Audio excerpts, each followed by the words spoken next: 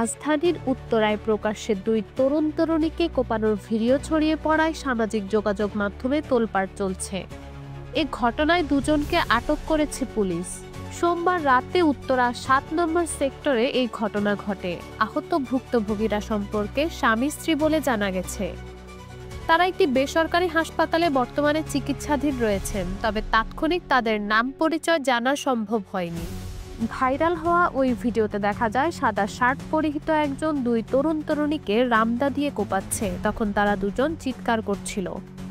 এ সময় জীবন বাঁচাতে ওই নারীকে হাত জোর করে সন্ত্রাসীদের কাছে মাফ চাইতেও দেখা গেছে। পুলিশ সূত্রে জানা গেছে, প্রাইভেটের সঙ্গে মোটরসাইকেল লাগায় কথা কাটাকাটি হয়।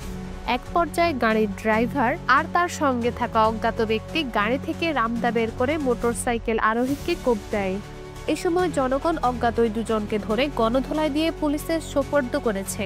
যার হাতে রামদা ছিল সে ওই গাড়ির ড্রাইভার।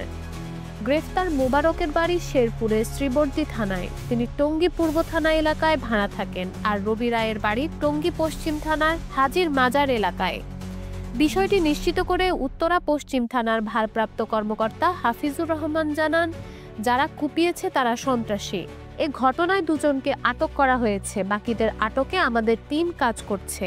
বিস্তারিত তদন্তের পর বলা হবে বলেও জানান তিনি।